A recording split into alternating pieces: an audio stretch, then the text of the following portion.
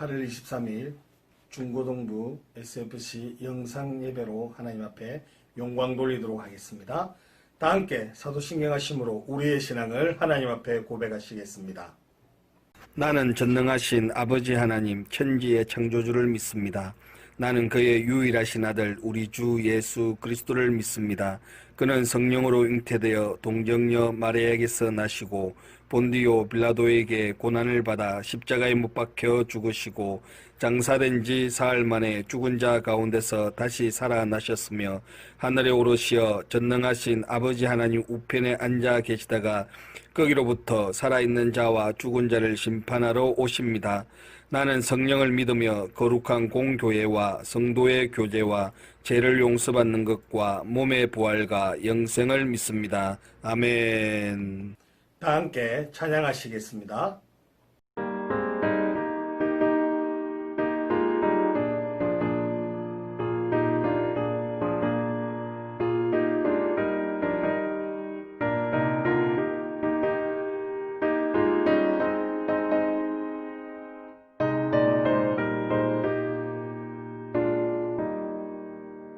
우리가 지금은 나그네 되어도 화려한 천국에 머져 나가리니 이 세상 있을 때 주 예수 위하여 끝까지 힘써 일하세. 주 내게 부탁하시네. 천사도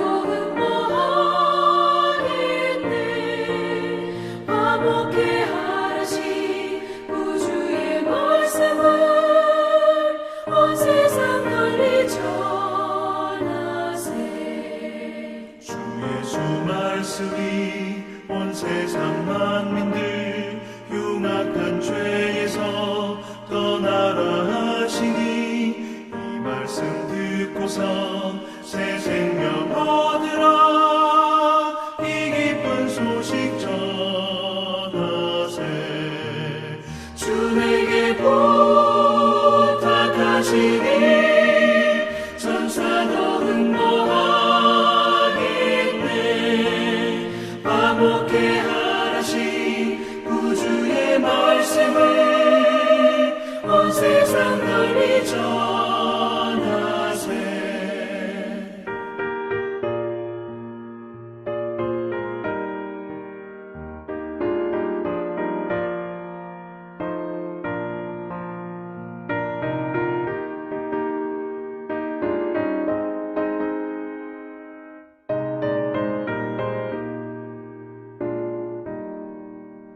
영생의 복락과 천국의 갈 길을 만백성 알도록 나가서 전하세. 주 예수 말씀이 이 복음 전하라.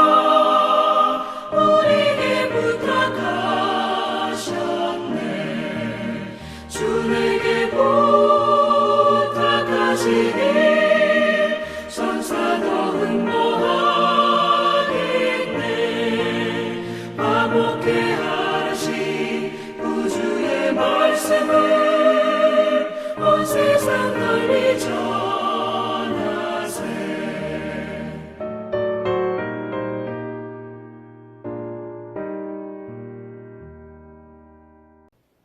다 함께 기도하시겠습니다. 참 좋으신 아버지 하나님 은혜를 감사합니다. 지난 한 주간 동안도 지켜주시고 은혜 주셔서 감사합니다. 방학을 맞이하였습니다. 우리 아이들 주님 은혜 가운데 살게 하시고 방학 동안 게으르거나 나태하지 않게 하시고 짧은 방학 보람있게 보낼 수 있도록 은혜를 베풀어 주시옵소서. 오늘 예배를 통하여서 우리 살아계신 하나님을 만나게 하시고 무엇보다도 코로나로 인하여 염려하고 걱정하는 것들이 많은데 하나님 코로나가 하루속히 종식되게 하시고 치료제도 백신도 개발될 수 있도록 은혜를 베풀어 주옵소서. 감사를 드리옵고 예수 그리스도의 이름으로 기도드리옵나이다. 아멘.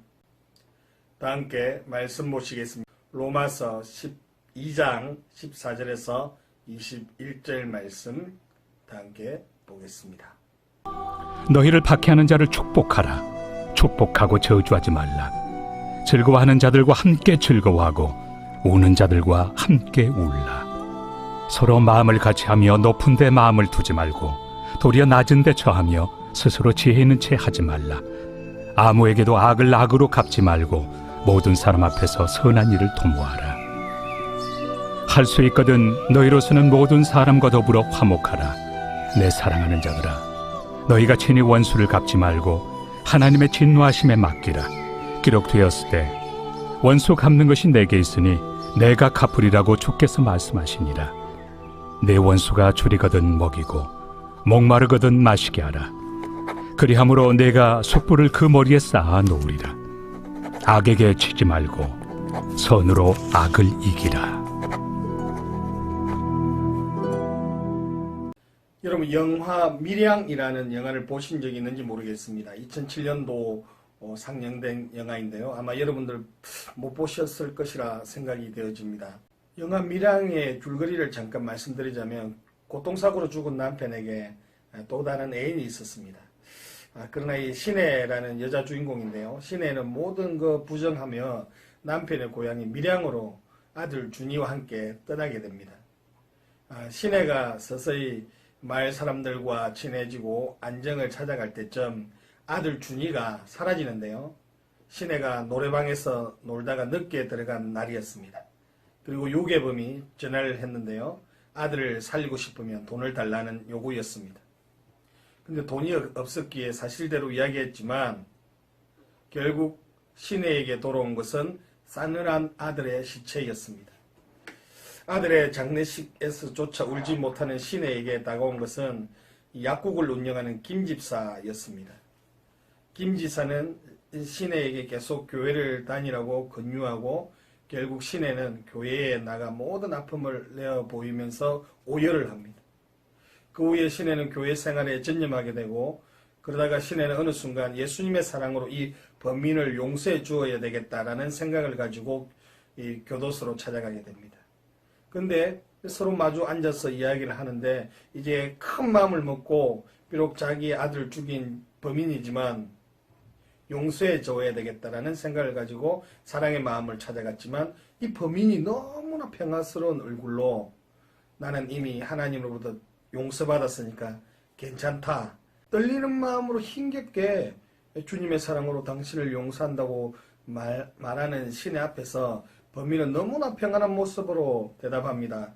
자신은 이미 하나님께 용서를 받았다는 것입니다.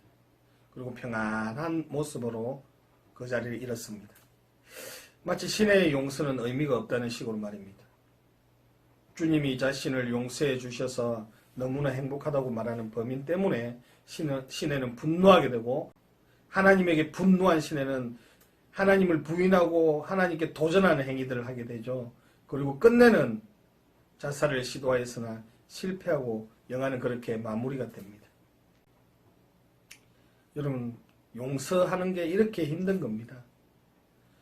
자신을 핍박하는 자를 축복할 수가 있겠습니까? 여러분을 괴롭히는 친구들을 여러분 축복해 줄 수 있겠습니까? 사울과 다윗의 이야기를 통해서 핍박하는 사람에게 축복을 빌어주고 있는 다윗을 발견하게 됩니다. 사무엘상 18장 7절 9절 말씀 함께 볼까요? 여인들이 뛰놀며 노래하여 이르되 사울이 죽인 자는 천천히요 다윗은 만만이로다 한지라. 사울이 그 말에 불쾌하여 심히 노하여 이르되 다윗에게는 만만을 돌리고 내게는 천천만 돌리니 그가 더 얻을 것이 나라 말고 무엇이냐 하고 그날 후로 사울이 다윗을 주목하였더라. 아멘. 사울이 그날 이후로 다윗을 죽이려고 쫓아다녔습니다. 다윗을 더 높이는 소리 때문에 사울은 질투를 느끼게 되었고 그로 인하여서 이 다윗을 죽이려고 한 것입니다. 그러나 다윗은 자신을 죽이려고 하는 사울을 어떻게 합니까? 사무엘상 26장 10절에서 11절 말씀 한번 볼까요? 다윗이 또 이르되 여호와께서 살아계심을 두고 맹세하노니 여호와께서 그를 치시리니 혹은 죽을 날이 이르거나 또는 전장에 나가서 망하리라. 내가 손을 들어 여호와의 기름 부음 받은 자를 치는 것을 여호와께서 금하시나니 너는 그의 머리 곁에 있는 창과 물병만 가지고 가자 하고, 사울은 질투심으로 인하여서 사울을 죽이려고 했습니다. 이것을 알게 된 다윗은 사울을 피하여서 도망다니는 그러한 신세가 되었습니다. 이곳저곳 숨는 곳마다 사울이 쫓아왔던 것입니다. 그런데 어느 날 사울왕을 죽일 수 있는 기회가 찾아왔습니다. 우리 사무엘상 26장 10절 11절 볼까요? 다윗이 또 이르되 여호와께서 살아계심을 두고 맹세하노니 여호와께서 그를 치시리니 혹은 죽을 날이 이르거나 또는 전장에 나가서 망하리라. 내가 손을 들어 여호와의 기름 부음 받은 자를 치는 것을 여호와께서 금하시나니 너는 그의 머리 곁에 있는 창과 물병만 가지고 가자 하고. 자, 이처럼 다윗이 사울에게 복수하지 않았습니다. 그 이유가 무엇입니까? 기름 부음을 받은 자를 치는 것은 하나님께서 금하신 것이기 때문이다 말씀하고 있습니다. 다윗은 얼마든지 사울을 죽일 수 있었지만 하나님께서 기름 부은 왕이기에 자신의 손으로 그를 죽이는 것이 합당치 않음을 알았습니다. 원수 갚을 기회가 있었지만 그는 하나님의 뜻보다 자신의 생각을 앞세우지 않았단 말입니다. 그로 인하여 결국 사울이 마지막에 한 고백이 무엇입니까? 사무엘상 26장 21절 함께 볼까요? 사울이 이르되 내가 범죄하였도다. 내 아들 다윗이 돌아오라. 내가 오늘 내 백성을 귀하게 여겼은즉 내가 다시는 너를 헤아려 하지 아니하리라. 내가 어리석은 일을 하였으니 대단히 잘못되었도다 하는지라. 아멘. 여러분, 만약 다윗이 사울을 죽였다면은 다윗은 아마 하나님으로부터 칭찬받는 왕이 되지 못했을 것이고 이름을 남기는 왕이 되지 못했을 것입니다. 뿐만 아니라 자신도 사울과 똑같은 그러한 왕이 되었을 것입니다. 다윗은 자신을 죽이려고 안간힘을 쓰는 사울을 2번이나 살려줍니다. 핍박 속에서 오히려 원수를 축복하고 있는 다윗의 모습을 보게 됩니다. 그렇다면 오늘 우리가 읽었던 로마서 12장 14절에서 21절에 나타난 축복의 방법은 무엇입니까? 즐거움과 슬픔을 함께 나누라 말씀합니다. 서로 마음을 같이하여 겸손하라 말씀합니다. 모든 사람 앞에서 선한 일을 도모하라 말씀하고 있습니다. 그리고 더불어 화평하고 원수에게 도리어 선을 베푸는 그러한 삶을 살아야 한다 말씀하고 있습니다. 로마서 12장에 나타나 있는 이 축복의 어원적 의미는 좋게 말하다라는 뜻입니다. 뭐라고요? 좋게 말하다. 그리고 찬송하다라는 의미입니다. 즉 누군가를 높여주고 칭찬하는 것이 바로 그 사람을 축복하는 것입니다. 로마서 12장 14절 21절을 통해서 본 축복의 의미는 다른 사람의 즐거움과 슬픔을 함께 나누는 그러한 위로와 격려의 삶, 그리고 스스로 교만하지 않고 겸손한 삶, 이러한 삶이 축복받는 삶이라는 것입니다. 더 나아가 악으로 갚지 않고 모든 사람과 힘이 닿는 데까지 화평하는 삶을 사는 것, 이것을 말씀하고 있는 것입니다. 만약 누군가가 나를 핍박할 때 핍박에 대해서 복수하면 결국 어떻게 될까요? 자기를 미워하는 사람을 축복하는 것은 참으로 쉽지 않습니다. 인간의 성정을 가지고 있는 사람으로서는 불가능한 일이죠. 하지만 죄로 죽을 수밖에 없는 내가 하나님의 은혜를 용서받았음을 믿고 하나님의 은혜를 기억할 때 남을 용서하는 것이 가능해지더라는 겁니다. 핍박에 대한 하나님의 대원칙은 복수하지 말고 도리어 축복하라는 것입니다. 즉 선으로 악을 이기라는 것입니다. 이러한 원칙을 말씀하신 이유는 불의한 행동에 대해 불의한 방법으로 대응하는 그 자체가 오히려 우리에게 패배와 좌절을 가져오기 때문입니다. 원수에게 그 악행을 되갚는 것으로는 사태를 해결하기가 쉽지 않습니다. 폭력은 또 다른 폭력을 낳는다는 것을 알고 그리스도의 용서와 사랑으로 서로를 사랑하도록 해야 할 것입니다. 한번 따라할까요?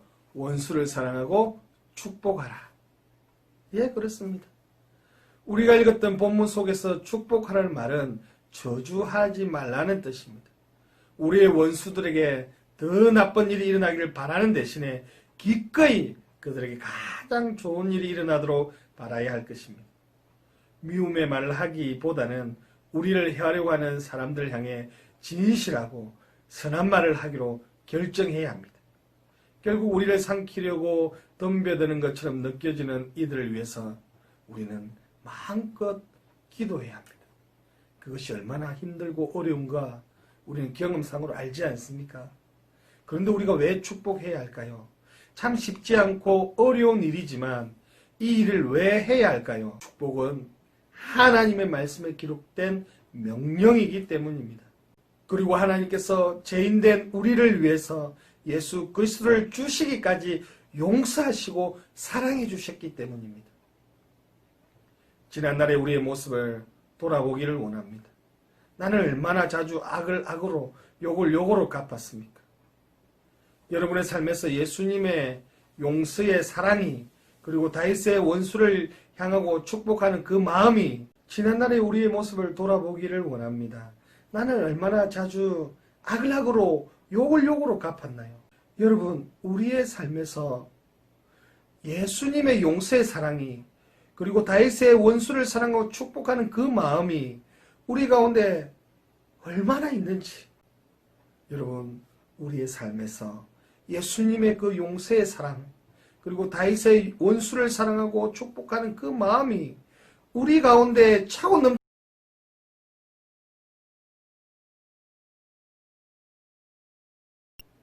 우리 형제자매들을 향해 이렇게 한번 말했으면 좋겠습니다. 당신을 용서합니다. 그리고 축복합니다. 함께 기도하겠습니다. 좋으신 아버지, 내 마음속에 아직도 용서하지 못하는 사람이 있습니다. 우리를 위해 독생자까지 내어주신 하나님의 사랑을 기억하면서 그 사랑을 나타내고 보여주고 하나님 용서하고 저주하는 말보다 축복하는 그 마음을 가질 수 있도록 주님 은혜 베풀어 주옵소서. 하나님, 오늘 본문의 말씀을 기억합니다. 서로의 유익을 위해 사는 존재 되게 하시고 서로를 세우는 사람 될 수 있도록 도와주옵소서. 다윗이 그러하였던 것처럼 하나님 아버지 앞에 맡겨드리는 그러한 인생 되게 하여 주옵소서. 감사를 드리옵고 우리 주 예수 그리스도의 이름으로 기도드리옵나이다. 아멘. 다 함께 찬양하시겠습니다. 사랑해 주님이 날 사랑하시네. 내 모습 이대로 받으셨네. 사랑해 주님이 날 사랑하듯. 자, 우리 옆 사람에게 나도 너를 사랑하며 섬긴. 자, 조금은 쑥스럽지만 혹시 아시는 분들끼리 좋아요. 전혀 모르시는 분들은 좀 그러니까 우리 한번 아시는 분들, 옆에 분들이 있으면 한번 이렇게 옆에 좀 이렇게 안아주시면서, 옆으로 안아주시면서 앞에 우리 팀들이 함께 하는 거 한번 용감하게 한번 따라해 보시면서 이 고백 다시 한번 드릴까요? 사랑해 주님이, 사랑해 주님이 날 사랑하시네. 날 사랑하신 내 모습 이대로, 내 모습 이대로 받으셨네. 사랑해 주님이, 사랑해 주님이 날 사랑하듯이 날 사랑. 나도 너를 사랑하며 꼭 안아주시겠습니까? 가능한 분은 뼈가 으스러질 만큼 꼭 안아주시면서 사랑합니다. 우리가 이 찬양의 고백처럼 우리가 사랑할 수 있는 능력이 있어서 사랑하는 것 아닙니다. 주님이 우리를 사랑하신 것처럼 받은 그 사랑을 우리가 사랑할 수 있는 줄 믿습니다. 다 함께 주기도 하심으로 예배를 마치겠습니다. 하늘에 계신 우리 아버지여, 이름이 거룩히 여김을 받으시오며 나라가 임하시오며 뜻이 하늘에서 이루어진 것 같이 땅에서도 이루어지이다. 오늘 우리에게 일용할 양식을 주시옵고 우리가 우리에게 죄 지은 자를 사하여 준 것 같이 우리 죄를 사하여 주시옵고 우리를 시험에 들게 하지 마시옵고 다만 악에서 구하시옵소서. 나라와 근세와 영광이 아버지께 영원히 있사옵나이다. 아멘. 예, 사랑하는 친구 여러분, 지금 방학 중에 있을 텐데요. 짧은 방학이지만 시간을 헛되이 하지 않고 보람 있는 그런 방학 되길 원합니다. 수련회를 다음 주 하기로 했었는데 코로나로 인하여서 9월로 연기합니다. 자세한 사항은 추후에 공지하도록 하겠습니다. 이번 한 주 승리하십시오. 샬롬.